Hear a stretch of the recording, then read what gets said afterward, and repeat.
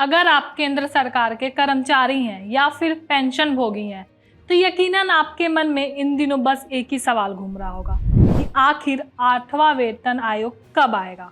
आज के वीडियो में जानेंगे कि आखिर इस देरी की असली वजह क्या है, क्या देर होने से आपका पैसे का नुकसान होगा और सबसे ज़रूरी बात, अगर फैसला लेट हुआ तो एरियर का गणित कैसे काम करेगा। तो चलिए इस पूरी उलझन को आसान भाषा में समझते हैं।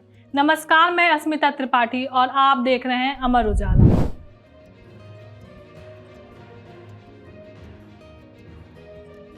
सबसे पहले बात करते हैं कि आखिर इतना कंफ्यूजन क्यों है। देखिए, हर 10 साल में सरकार एक नया वेतन आयोग बनाती है। पिछला यानी कि 7वां वेतन आयोग 1 जनवरी 2016 को लागू हुआ था। अब अगर हम हिसाब से चले तो 10 साल पूरे होने पे 8वां वेतन आयोग 1 जनवरी 2026 से लागू हो जाना चाहिए। कर्मचारी और यूनियन इस तारीख को लेकर उम्मीद सजाए बैठे हैं, लेकिन पेंच यही पर है कि सरकार ने अभी तक इसका कोई ऑफिशियल नोटिफिकेशन या गठन की घोषणा नहीं की है। जब तक आधिकारिक मुहर नहीं लगती तब तक ये सब केवल अटकलें ही मानी जाएंगी। देरी क्यों हो रही है और प्रक्रिया क्या है? अब आपके मन में सवाल होगा कि सरकार इतनी देर क्यों कर रही है।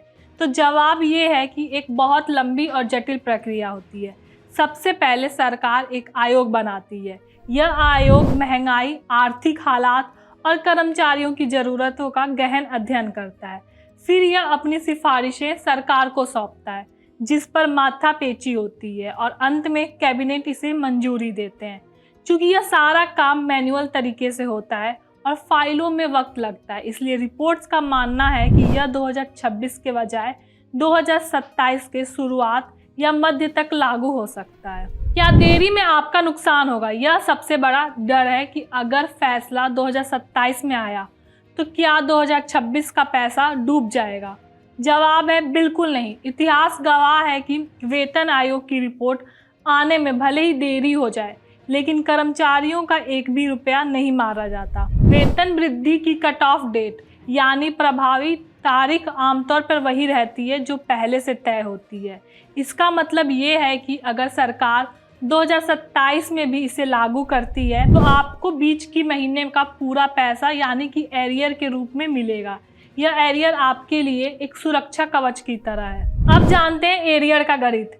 चलिए इसे एक आसान उदाहरण से समझते हैं। आपकी वर्तमान सैलरी 50,000 रुपये है और 8वें वेतन आयोग के बाद यह बढ़कर 55,000 रुपये हो जाती है, यानी हर महीने 5,000 रुपये की बढ़ोतरी। अब अगर आयोग मई 2027 में लागू होता है लेकिन प्रभावी तारीख जनवरी 2026 ही रहती है, तो जनवरी 2026 से अप्रैल 2027 तक कुल 15 महीने हो गए, तो आपका एरियर होगा 5,000 रुपये, जो कि बढ़ी हुई रकम है। तो अब आप इसका गुना करेंगे 15 महीने से, जो कि होगा 75,000 रुपये।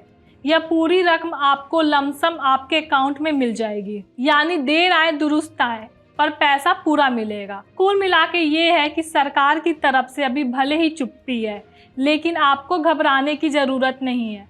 8वां वेतन आयोग को लेकर कंफ्यूजन जरूरी है, लेकिन एरियर का प्रावधान आपको वित्तीय हित का रक्षा करेगा।